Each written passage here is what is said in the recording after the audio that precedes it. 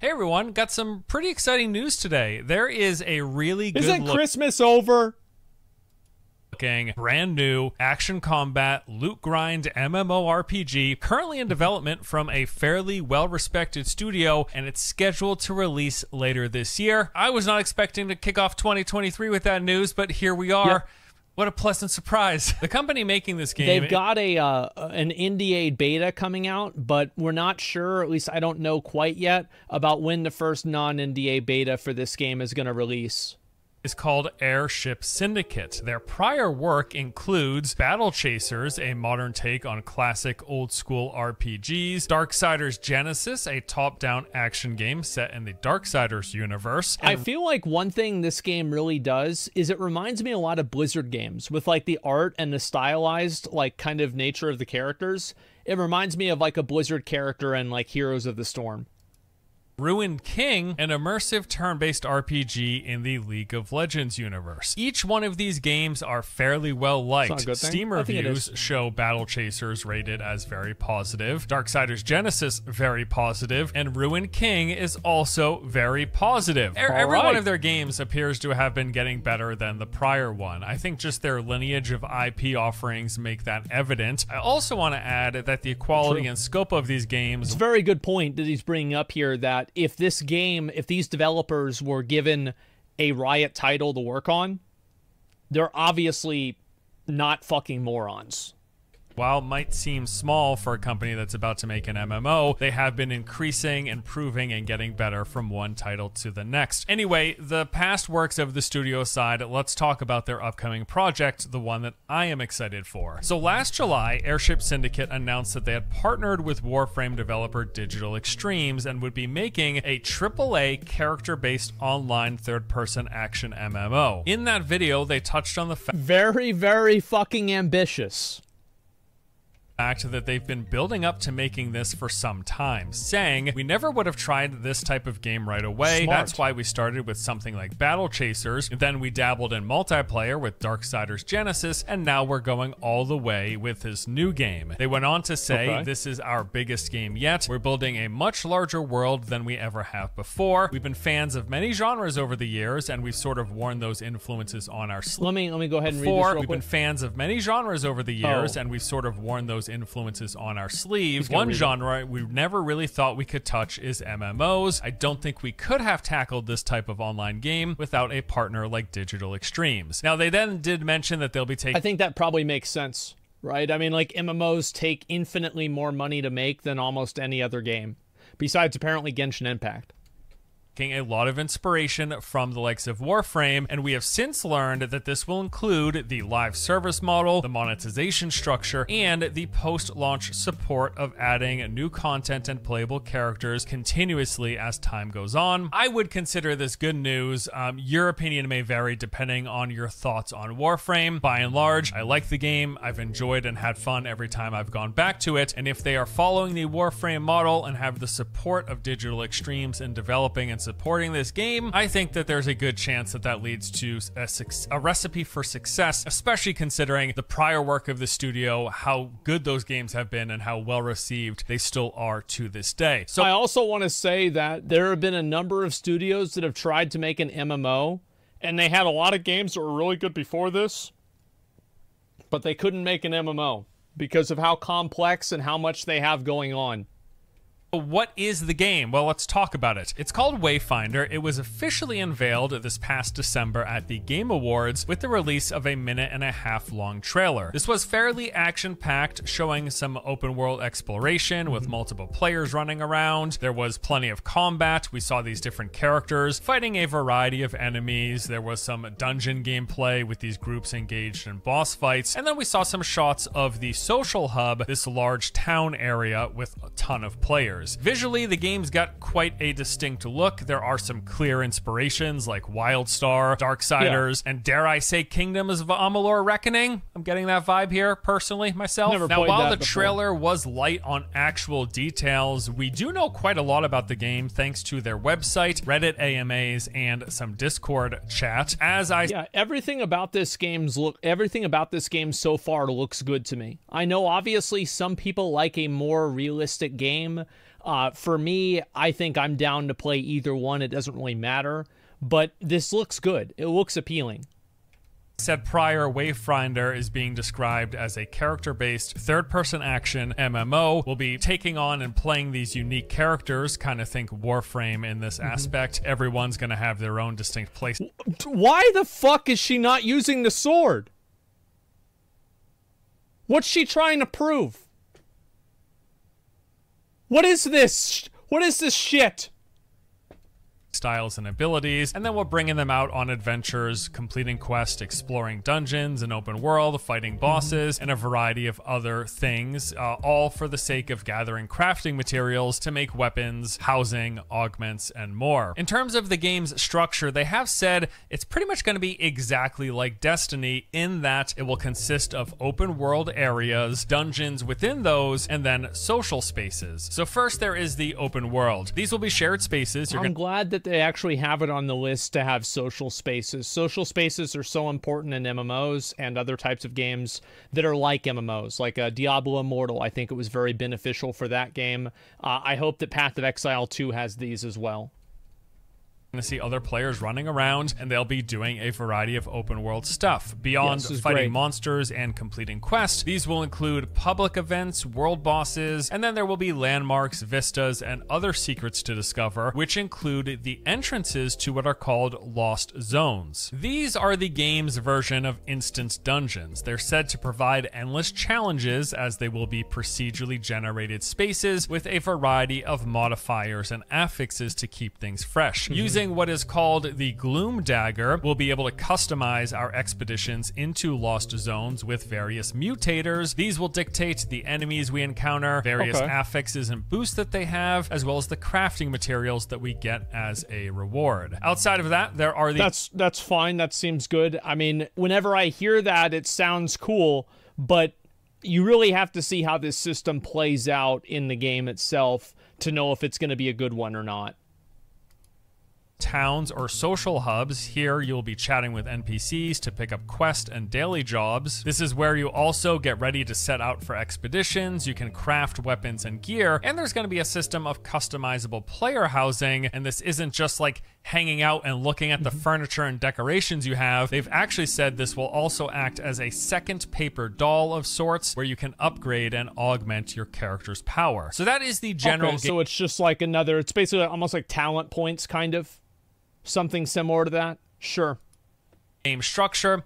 You got open world areas to explore, pretty much everything you expect from open world MMO spaces, other characters running around, other players, things you'll be doing, fighting, gathering resources, exploring, finding the entrances to those dungeons, and then those dungeons you'll go into, they are procedurally generated in layout, and they'll have all sorts of modifiers. You do all of this to farm for resources, for crafting, for the player housing, and then you hang out in the social hub. That's the structure. That is the gameplay loop. Let's talk a little bit about these characters, which do appear to be modeled after Warframe's frames. So in Wayfinder, we'll be playing as distinct characters. These are each fully voice acted with their own unique abilities, play styles, and backstories. Currently, the game looks to be launching with 6 different Wayfinders. There is Wingrave, who excels at close combat. He specializes... I'm not a fan of the characters actually having specific names. I think that, like, how do you have, like, a character's name?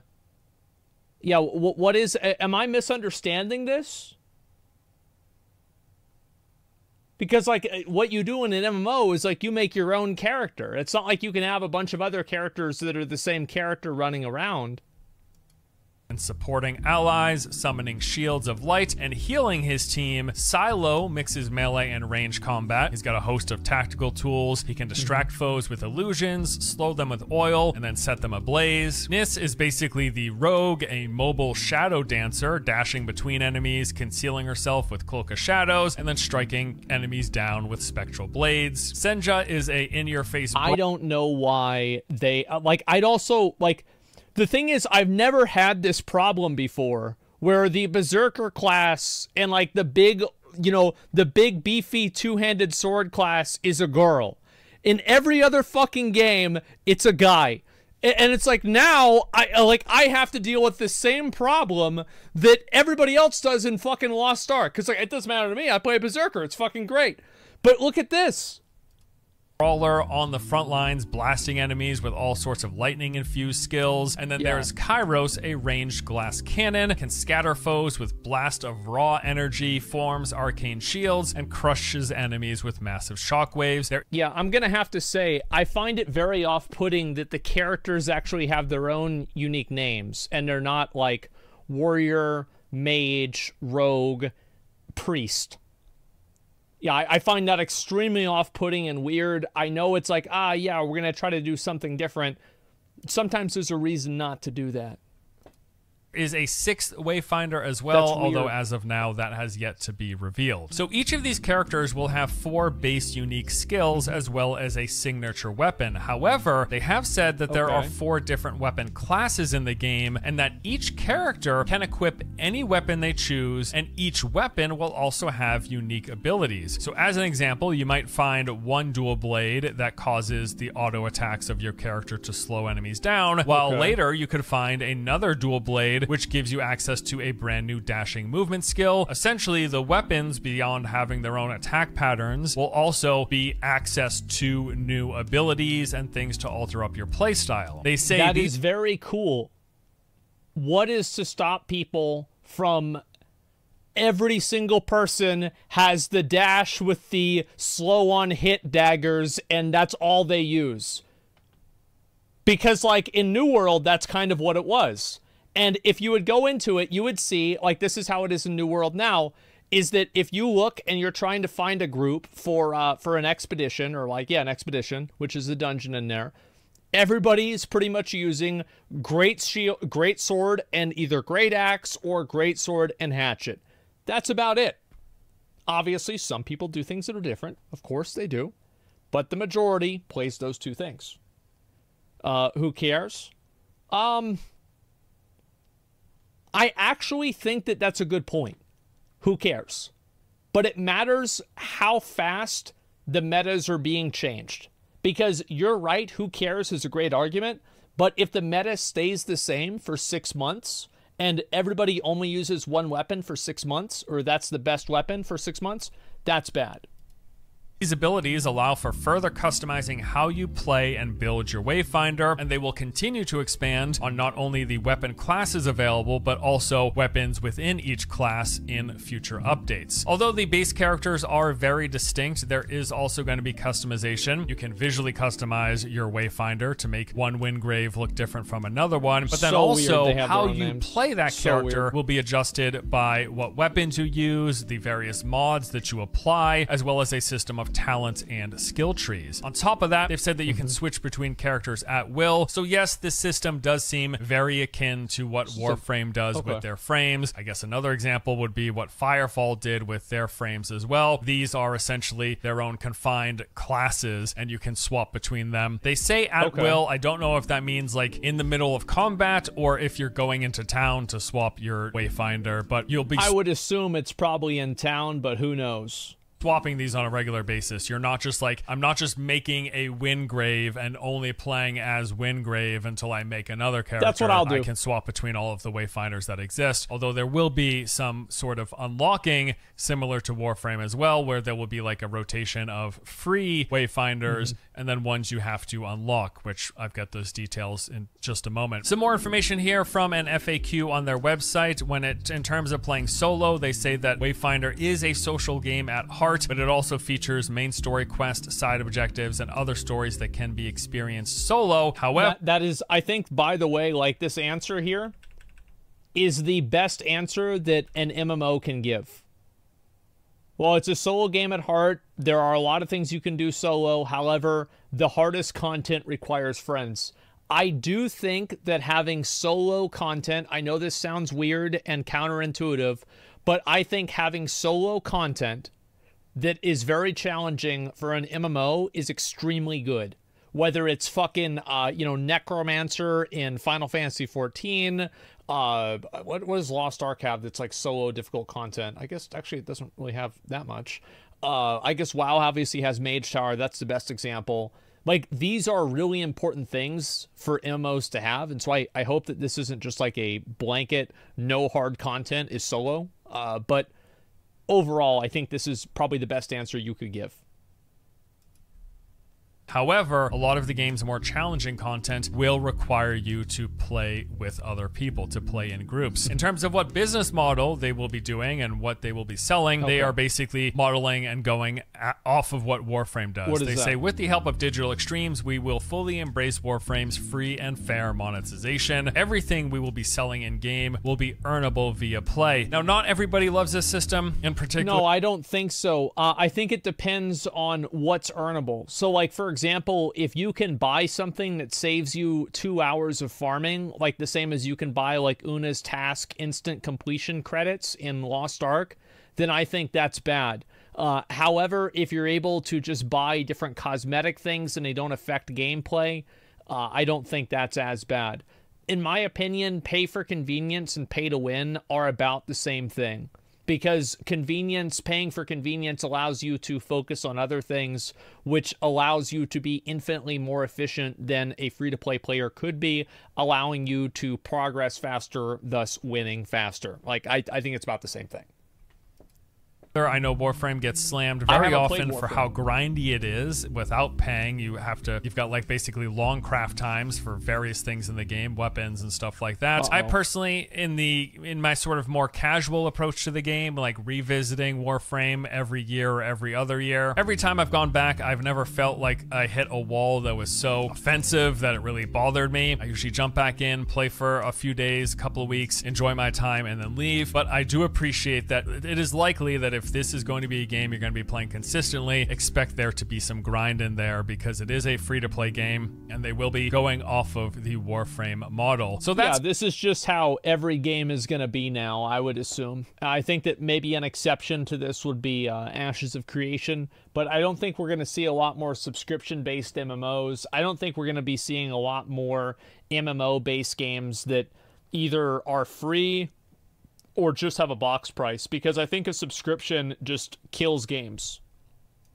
Some information from the People FAQ, but there was also a Reddit AMA that had a ton of questions they answered that went into some extreme detail about various systems, aspects, the structure of the game, type of content, customization, progression, all of that. I want to touch on some of the bigger things. First up, they were asked, besides the weapon that you're using, what will mechanically separate my character from someone using the same one? Their response was, there are a few things that will make you stand out from, say, another Wingrave who's also using a two-hander. First, which two-hander am I using, as each of them will come with a unique ability, different stat breakdowns, different echo socket alignments. Two, what echoes do I have socketed? So they say depending on what socket you have, these are going to have different stats. Some echoes come with more than just stats. And then do I specialize my Wingrave into break power so I can open up enemies for my teammates? Or maybe I've got a couple of echoes that can change how I play completely, like an echo that gives me a buff when I double jump with a cooldown paired with another one that sends out a shockwave or an air slam. Really cool different combinations of skills that are not just coming from the base skills that your character has. Also, what ability upgrades did you choose? Each ability can be upgraded as you level, and you won't get enough points to upgrade them all. They'll all provide benefits outside of just stats that can change up how you play. And then there are weapon masteries and talents. There are consumables, which will mix things up. Then there are also accessories that you will equip, which add further customization and differentiation. And I am really happy to see all of this. Sounds impossible to balance. Doesn't matter. As long as they constantly rebalance it, it doesn't make a difference if it's not balanced well. But I do think that a balanced game is fundamental for a game to be fun. Because whenever you have an unbalanced game, you have a game that has no choices. Because whenever one ability or one weapon or one gameplay type is just better than everything else, then guess what? No other decision you make matters, because you never want to play anything else besides that if you want to be competitive. So having imbalances and like really like overperforming or underperforming items actually takes away choices, and it makes the game worse for everybody. Because when I first heard that we've got these Wayfinders and they have 4 unique abilities plus the weapon that you used that can have an ability, I was like, okay, so are we just talking like 5 skills and the only customizable one is the weapon that you're using? No, clearly there is a lot more depth here between changing the skills, the weapons and their differentiating skills, the echoes that are within that, and various modifiers and additional things that you can add on. Sounds like a lot of fucking tuning knobs. I don't know how this is going to work. Oh my God. On top of that, seems like there is more customization and character building and progression than I was first led to believe, which is good to hear. They got asked what the end game would consist of, and they said that they plan to have raids and world bosses, which will challenge the toughest Wayfinders. We also plan to have content drops that will be adding new zones, creatures, bosses, weapons, and characters. Heroic tiers will be unlocked at endgame, allowing you to replay older content at the highest difficulty. Pretty common in MMOs. Happy to see it here. Endgame will also consist of the customization and artifacts to hunt down to fill up your houses and neighborhoods. They're going to have a neighborhood system where you're in a neighborhood like in town with other people. That's cool. And then they said one key element too is really just listening to the community and responding and adjusting accordingly, which then leads... I think that's a pretty good foundation for endgame content. To kind of what they're planning for content updates. They were asked, besides new heroes, how else do you plan to introduce new content to the game? Their response was, we are approaching every season as a contained chapter that works to tell a larger ongoing story of the game. What this allows us to do is introduce new locations, new bosses and enemies, as well as revitalize older areas with new mechanics and revelations, and every season will give them the opportunity to add new resources, weapons, relics to craft, new creature echoes to loot and equip into new meta builds. So much more they have planned than just new characters. So this game is clearly going the regular old live service route of seasonal updates, adding content throughout those seasons. Of course, this pretty much every game does this. It's not really that big of a surprise. I think what will really separate this game or not is based off of how this gameplay works, what the gameplay loop is, if it's fun to play, etc. That's about it.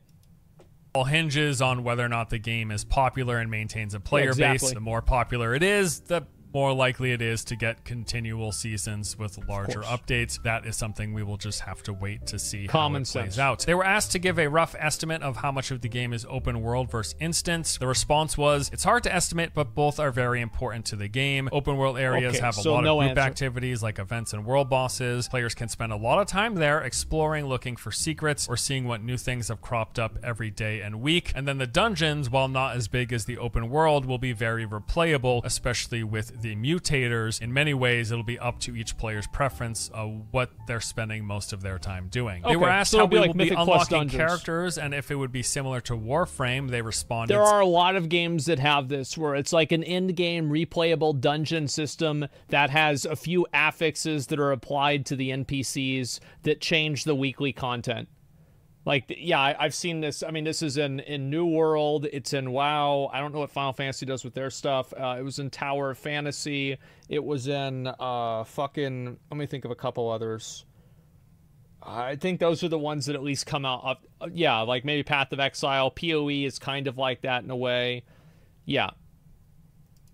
Saying characters will be obtainable via crafting as well as with outright purchases. We will have no loot boxes or gacha to get characters, as we are fully embracing Warframe's model. We also will be having no loot boxes or gacha to get characters is kind of an exclusionary statement. Doesn't mean that they're not going to have loot boxes or gacha for other things as well. So it's like, whenever I hear that, and it's like, oh, well, we're not going to have loot boxes for characters, that means that there's probably going to be loot boxes for something else. It depends on what that is and how bad it is. Introducing a system in which Wayfinders can unlock additional powers through an awakening. Well, then this will increase increase their max level, their I think that's probably the best power, way to look echo at it. capacity, echo slots. So it's like an enhanced version of the base characters. This all again feels very, very similar to what Warframe is. This is like a fantasy take on Warframe, which is also what Soulframe is supposed to be, but it's made by a different company, and it's gonna have a different visual setup and different whatever. It's a different game. This is not Soulframe, but it's also kind of like Soulframe. Considering the game will be free to play, I am totally fine with them having the system of some free Wayfinders, and then you can either grind to unlock or pay to unlock. Yeah, I am too. It's not good, but if you're going to have a free game, you need to make money somehow. That's just the way that all of these games work. That's just how it is. Wayfinders, as long as the system seems fair and the grinding doesn't seem too egregious enough to the point where you might want to spend some money to unlock one here and there. Totally reasonable way to do a free-to-play loot grindy game. I do, really. And then there were some other questions. There was actually a lot of other questions. This AMA was huge, but things like, are there going to be guilds? Their response was they're going to have some sort of guild system, and they might even have some sort of guild housing. There will be jumping puzzles out in the open world or something like that. They're going to have all sorts of high rare systems. You know, it's a loot game, so there's color rarity tiers, and then there will be like super ultra rares that you can occasionally find. As I mentioned at the top, this was a pretty pleasant surprise. Now, I happened to miss this announcement at the Game Awards. I was really busy at the time. I didn't want... I was very excited about this whenever I first heard of this game. And so I hope good things come out of this. Watch it live. And I put out my video of the upcoming 2023 MMOs. And this one was missing because I frankly at the time just didn't know about it. A lot of people asked me, hey, what about Wayfinder? Have you seen Wayfinder? I hadn't. Now I have. I've learned a lot. And it looks and sounds pretty cool. I like the visual style, although I do prefer the open world seamless MMO experience. I'm totally cool with a shared world game, especially considering this has action combat. Having the smaller play spaces means you can have more real action combat without dealing with latency issues. We've talked about this in a lot of other videos, but a lot of these big open world games, when they try to do action combat, like true action combat, like single player, think God of War style, for example, a lot of times that experience ends up suffering when you have a lot of people. It's just laggy. I mean, like, it's either laggy fundamentally, or it's laggy whenever there's a handful of people around. In a large open space. So going with a game that's not just full-on open massive seamless world. It's a different type of MMO. It's that shared world MMO, and I totally think there's a space for that, whatever my general preferences for the genre may be. Whatever. Either way, this looks and sounds cool. I'm looking forward to it. This looks good. When can we play? Well, Wayfinder, like I said, is going to be free to play, and they are scheduling currently to enter Steam Early Access in the spring of 2023. Between now and then, they've got a couple of playtests scheduled. There's actually going to be one this month in January, playtest number 2. The first one happened in December after the reveal of the game. And then sometime in February or March, it looks like they will be doing a closed beta, and they said here that they will be inviting a number of players to check out the world, although these early tests are under strict NDA. Eventually down the road they will be lifting the NDA for streaming and recording, but I'm going to wait until the game is out of NDA to play it. I don't want to play the game under NDA just because I want my first impressions of the game. I want you guys to see that. Right now, at least the test that's coming in January is under NDA as well, so don't expect to be seeing or hearing a lot about the game. And if you do, it's because someone's about to get banned from the test. And then in the spring 2023, vague, but, you know, maybe April, May-ish, they will be entering early access, first coming to PC and PlayStation consoles. And then the full release is supposed to be happening in late 2023, at which point it will be coming to all consoles as well as PC. This looks cool. I am looking forward to seeing and learning more. I hope I don't have to play this on console. I'm not a fan of having to play something on console. I only really did with Demon's Souls, that's about it, and Bloodborne, so hopefully that doesn't happen. I'm just excited. This was a real pleasant surprise. Looks awesome. Happy. And I feel like also like a lot of the MMO player base is very PC heavy. Fairly confident because of the company making it and their support from Digital Extremes. I think that's a good marriage of groups that could potentially make something really awesome. I'm excited for it. Expect to hear more and see more coverage from me on Wayfinder. That does it for me today, though. Thank you for watching. Hope you enjoyed the vid. I'll see you later. That was a good video. Yeah, for sure. I mean, I'm glad that he made this video. Give me 1 second. I'll go ahead and I'll pause this and talk about it a little bit. But yes, I am very, very excited about this. I think it looks good. The combat looks interesting. The art style is good. Not having any explicit pay to win is a nice change of pace, okay? Very nice change of pace. So yeah, I'm going to play the game. I'm going to see what it's like. And if it sucks dick, that's fine. I'll quit. But I'll try it out and see what it's like. I think that's the best way for me to do it. Art style's kind of meh, but combat does look good. That's what really matters more than anything, man, is combat and making sure that people that are playing the game have something to do. And that is the one thing that MMOs fuck up on. They either fuck up on combat or content. So if they can get those two things down, then the game will be fun. And also having the shared spaces. I'm curious to see what like these housing and neighborhood systems are going to look like. I hope that they try to model it after Final Fantasy, because that's one of the better things about the game. As someone with 9K hours in Warframe, I'm skeptical that this game will actually release. I don't know, man. I feel like they actually have shown a lot of different things in this game. Like, if you look at the amount of demos, like, they're showing dungeons, open world content, boss battles. Like, they're really showing a lot of stuff with this. Maybe I'm crazy, but I think so. But this is a Force Gaming video. Make sure to give it a like. I think this is very well put together, and I've actually wanted to talk more about this game myself. There was a beta. It's definitely near complete and coming. Yeah, exactly. Let me see here. Game looks great, and I love the art style. Big turnoff for me is not being able to create my own character. I think, yeah, that is probably the biggest weird thing to me about this game, is the fact that you have to play these, like, preset characters that already have a name. That, to me, is so fucking weird. I'm not a fan of it. Let me see here. Being forced into a hero system is a bit unfortunate. Yeah. And I hopefully that they kind of scale that back. I don't really know why they have to do that. But, I mean, I think with an MMO, it's very much like your character's identity is you. And it's not the same as, like, League of Legends or, I don't know, like any other MMO. So, or a single-player game. So I do hope that they're able to pull that back.